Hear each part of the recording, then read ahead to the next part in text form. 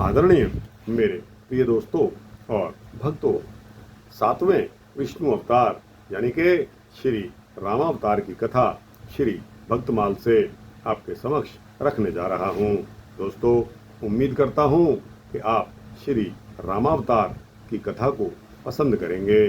दोस्तों, श्री भक्तमाल में से यह रामावतार की कथा आपको सुनाई जा रही है।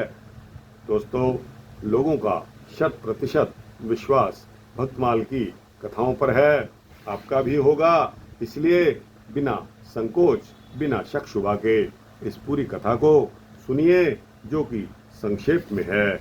और दोस्तों, ज़्यादा लंबी चौड़ी भी नहीं है। ज़्यादा से ज़्यादा 10-12 मिनट में यह कथा समाप्त हो जाएगी। आपसे उम्मीद करता हूँ कि आप बने रहेंगे 10-12 मिनट तक इस वृत्तांत के अंत तक। तो दोस्तों, इस वृत्तांत को शुरू करने की मुझे इजाज़त दीजिए। तो दोस्तों, इस वृत्तांत को शुरू करते हैं। जब जब होए धर्म कै हानि, बाढ़हें असुर अधम अभिमानी। करहें अनीति जाय नहीं बरनी, सीदहें विप्र धेनु सुर धरनी। तब तब प्रभु धर विविध शरीरा, हरहें कृपा निधि सज्जन पीरा। असुर मार थापहि सुरन है, राखहि निज श्रुति सेतु। असुर मार थापहि सुरन है, राखहि निज श्रुति सेतु। जग विस्तारहि बिसद जस, राम जन्म कर हेतु। जग विस्तारहि बिसद जस, राम जन्म कर हेतु। अपनी इस प्रतिज्ञा के अनुसार अकारण करुणा वरुणालय भक्त वत्सल भगवान श्री रामचंद्र जी महाराज 4 रूप धारण करके श्री अयोध्यापति चक्रवर्ती महाराज अधिराज श्री दशरथ जी के पुत्र रूप में चैत्र शुक्ला 9 रामनवमी को अवतरित हुए। महारानी श्री कौशल्या जी की कुक्षी से श्री राम, श्री कैकेयी जी की कुक्षी से श्री भरत और श्री सुमित्रा जी की कुक्षी से श्री लक्ष्मण और शत्रुघ्न प्रकट हुए। यथा संभव जातकर्म, नामकरण, चूढ़ाकरण, यज्ञोपवीत आदि संस्कार सानंद संपन्न हुए। श्री राम किशोरावस्था में प्रवेश करते हैं और जेह विधि सुखी होहि पुरु लोगा, करहि कृपा निधि सोई संयोगा। जेह विधि सुखी होहि पुरु लोगा, करहि कृपा निधि सोई संयोगा। आयुष माग करहु पुर काजा, देख चरित हर्षय मन राजा। आयुष माग करहि पुर काजा, देख चरित हर्षय मन राजा। इसी हर्षोल्लास के बीच में एक दिन श्री विश्वामित्र जी आ गए और श्री दशरथ जी से अपने यज्ञ की रक्षा हेतु श्री राम जी एवं लक्ष्मण जी को मांग ले जाते हैं। यज्ञ में विघ्न डालने वाले ताड़का, मारीच, सुबाहु आदि असंख्यों राक्षसों का सहज ही श्री राम और लक्ष्मण ने वध कर डाला। यज्ञ निर्विघ्न समाप्त हुआ। फिर श्री विश्वामित्र जी के साथ जनकपुर में श्री सीता जी का स्वयंवर देखने के निमित्त विशाल शंभु धनु, जिसे त्रैलोक के भटमानी वीर डिगा भी न सके, उसे श्री राम के मध्य से उसे श्री राम ने बीच से ऐसा तोड़ डाला जैसे मतवाला हाथी कमल नाल को तोड़ डालता है। पश्चात यह शुभ समाचार श्री अयोध्या जी को भेजा गया और श्री दशरथ जी वहां आए तो बारात लेकर श्री राम जी के ब्याह के लिए, परंतु ब्याह हो गया चारों कुमारों का। दोस्तों, चारों राजकुमार ब्याहे गए। काम तो श्री राम जी ने किया, धनुष तो श्री राम जी ने ही तोड़ा, लेकिन आए श्री राम जी की शादी के लिए थे। लेकिन हुआ यह कि चारों के चारों राजकुमार, उनका ब्याह हो गया। अपनी वृद्धावस्था का आभास पाकर श्री दशरथ जी महाराज ने उत्तम गुणों से युक्त और सत्य पराक्रम वाले सद्गुणशाली अपने प्रियतम ज्येष्ठ श्रेष्ठ पुत्र श्री राम जी को, जो प्रजा के हित में संलग्न रहने वाले थे, प्रजा वर्ग का हित करने की इच्छा से प्रेमवश युवराज पद पर अभिषिक्त करना चाहा। तदनंतर श्री राम के राज्याभिषेक की तैयारियों को देखकर रानी कैकेयी ने, जिसे पहले ही वर दिया जा चुका था, देव माया से मोहित होकर मंत्रा उकसाए में आकर राजा से यह वर मांग लिया कि श्री राम का निर्वासन, वनवास और भरत जी का राज्याभिषेक होना चाहिए। कैकेयी का प्रिय करने के लिए पिता की आज्ञा के अनुसार इनकी प्रतिज्ञा का पालन करते हुए वीर श्री राम जी वन को पधार गए। विदेह वंश वैजंती, मिथिलेश राज नंदिनी, श्री राम प्रिया, श्री जानकी एवं श्री सुमित्रा नंदन लक्ष्मण भी प्रेमवश प्रभु के साथ चल दिए।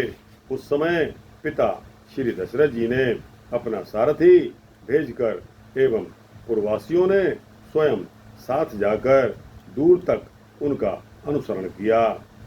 श्री श्रृंगवेरपुर में गंगा तट पर अपने प्रिय सखा निषाद राज गुहा के पास पहुंचकर धर्मात्मा श्री राम ने सारथी सुमंत्र जी को अयोध्या के लिए वापस विदा कर दिया। निषाद राज गुहा लक्ष्मण और सीता के साथ श्री राम मार्ग में बहुत जल वाली अनेकों नदियों को पार करके एक वन से दूसरे वन को गए। महर्षि भारद्वाज जी का दर्शन करके गुह को वापस करके उन्होंने महर्षि वाल्मीकि का दर्शन किया और उनकी आज्ञा से चित्रकूट पहुंचकर वहां से तीनों देवता और गांधर्वों के समान वन में नाना प्रकार की लीलाएं करते हुए एक रमणीय पर्णकुटी बनाकर उसमें आनंद पूर्वक रहने लगे। पुत्र शोक में श्री दशरथ जी के स्वर्ग गमन के पश्चात श्री वशिष्ठ आदि प्रमुख ब्राह्मणों द्वारा राज्य संचालन के लिए नियुक्त किए जाने पर श्री महाबलशाली वीर भरत ने राज्य की कामना नहीं की। पूज्य राम को प्रसन्न करने के लिए वन को ही प्रस्थान कर दिया और वन में पहुंचकर अपने ज्येष्ठ भ्राता श्री राम जी से कुछ इस प्रकार प्रार्थना की कि धर्मज्ञ आप ही राजा हों। परंतु महान यशस्वी श्री राम ने भी पिता के आदेश का पालन करते हुए राज्य की अभिलाषा नहीं की और भरत के मांगने पर उन भरताग्रज ने राज्य के लिए न्यास चिन्ह रूप में अपनी खड़ाऊ भरत को देकर उन्हें बार बार आग्रह करके लौटा दिया। श्री भरत ने श्री राम के चरणों का स्पर्श किया और श्री राम के आगमन की प्रतीक्षा करते हुए वे स्वयं नंदीग्राम में जाकर रहने लगे। नंदीग्राम में रहकर राज्य का कार्य संभालने लगे।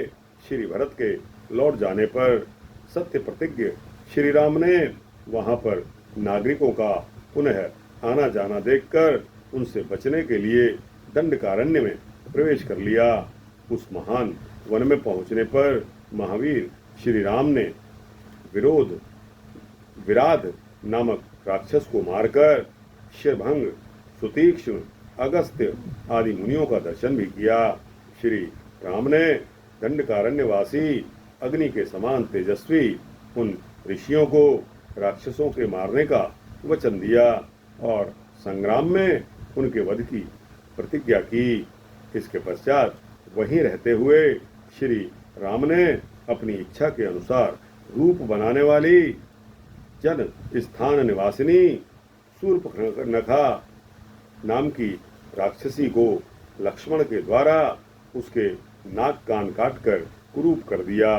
पश्चात शूर्पणखा के द्वारा प्रेरित होकर चढ़ाई करने वाले खर, दूषण, त्रिशिरादि 14,000 राक्षसों को श्री राम ने युद्ध में मार डाला। तदनंतर राक्षसेंद्र रावण ने प्रतिशोध की भावना से मारीच की सहायता से श्री जानकी जी का अपहरण कर लिया और श्री जानकी जी को लेकर जाते समय मार्ग में विघ्न डालने के कारण श्री जटायु जी को आहत कर दिया। पितृवत पूज्य जटायु के द्वारा ही श्री राम जी को श्री जानकी जी का पता मिला। तब अपनी गोद में प्राण त्यागते हुए श्री जटायु जी का अग्नि संस्कार करके वन में श्री सीता जी को ढूंढते हुए उन्होंने कबंध नाम के राक्षस को देखा तो उसे भी तत्काल मारकर शुभ गति प्रदान की। कबंध के द्वारा संकेत पाकर श्री राम परम भागवती शबरी जी के यहाँ गए। उसने श्री राम जी का पूजन किया। श्री राम ने शबरी का मातृवत सम्मान किया, उत्तम गति प्रदान की। फिर शबरी के संकेत के अनुसार श्री हनुमान जी से मिलकर सुग्रीव जी से मित्रता की और सुग्रीव के कथन के अनुसार संग्राम में बाली को मारकर उसके राज्य पर श्री राम ने सुग्रीव को बिठा दिया। तब उन वानर राज सुग्रीव ने सभी वानरों को बुलाकर श्री जानकी जी का पता लगाने के लिए भेजा। संपाति नामक गिद्ध के पता बताने पर महाबलवान श्री हनुमान जी 100 योजन विस्तार वाले क्षार समुद्र को कूदकर लांघ गए। वहां रावण पालित लंकापुरी में पहुंचकर उन्होंने अशोक वाटिका में श्री सीता जी को चिंतामग्न देखा। तब उन विदेह नंदिनी को पहचान कर उनको मुद्रिका देकर श्री राम जी का संदेश सुनाया और उन्हें सांत्वना देकर उन्होंने वाटिका का विध्वंस कर डाला। साथ ही अक्षय कुमार आदि असंख्य राक्षसों को भी मार डाला। इसके पश्चात वे जानबूझकर पकड़ में आ गए। श्री ब्रह्मा जी के वरदान से अपने को ब्रह्मपाश से छूटा हुआ जानकर भी वीर हनुमान जी ने अपने को बांधने वाले उन राक्षसों का अपराध स्वेच्छा के अनुसार सह लिया।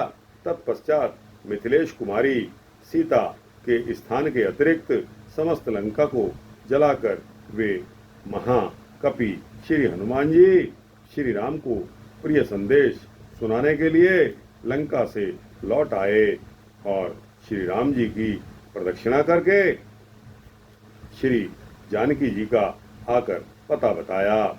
इसके अनंतर असंख्य वानर सेना को साथ लेकर श्री राम जी ने महासागर के तट पर सूर्य के समान तेजस्वी बाणों से समुद्र को शुद्ध किया।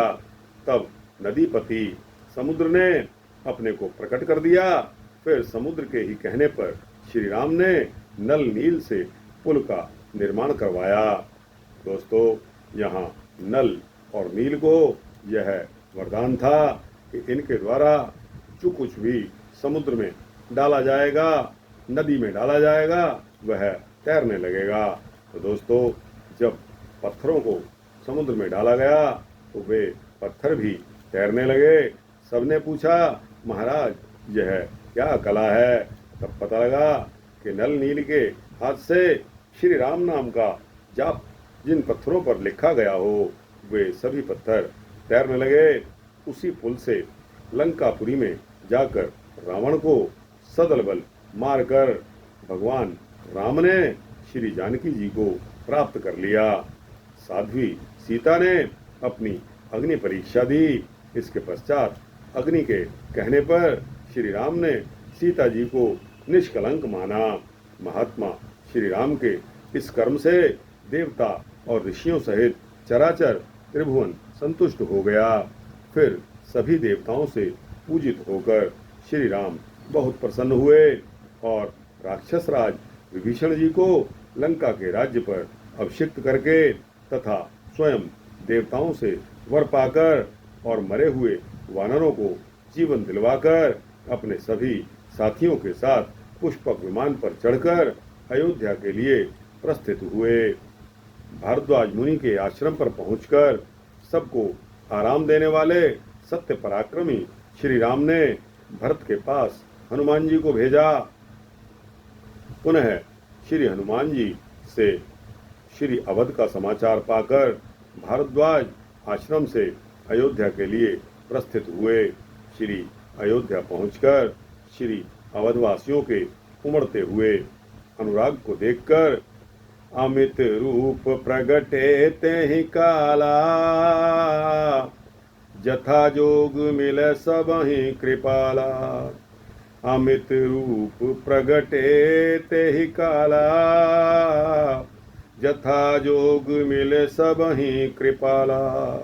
इसके पश्चात श्री वशिष्ठ जी के आदेश के अनुसार शुभ घड़ी में श्री राम भद्रजू राज्य सिंहासनशील हुए। श्री राम के सिंहासन पर बैठते ही त्रैलोक्य परम आनंदित हो गया। भगवान श्री राम ने सुदीर्घ काल तक पृथ्वी पर अभूतपूर्व सुशासन स्थापित किया। उनके राज्य में प्रजा मात्र तापत्रय से सर्वथा मुक्त थी। आज भी राम राज्य को आदर्श माना जाता है। दोस्तों, सरकारें आती जाती रहती हैं। हर सरकार अच्छा करने का वादा करती है, अपनी छाती ठोकती है, लेकिन राम राज्य आज भी सिर्फ इसीलिए जाना जाता है कि भगवान राम के समय लोग चोरी नहीं करते थे, झूठ नहीं बोलते थे, कोई डाका नहीं डालता था, तालों की जरूरत नहीं थी, चौकीदार की कोई जरूरत नहीं थी। दोस्तों, सभी सत्य बोलते थे और दोस्तों, सत्य का आचरण ही हमें मोक्ष प्रदान करता है। तो क्यों ना दोस्तों, हम इन झूठे बनवों को छोड़कर श्री राम की शरण में आकर अपना सच्चा प्रेम दिखाकर अपनी भक्ति से क्यों ना अपने जीवन को सफल बनाएं। तो दोस्तों, जय श्री रामचंद्र जी की, जय श्री लक्ष्मण जी की, जय श्री भरत जी की और जय श्री शत्रुघ्न जी की, जय माता सीता की।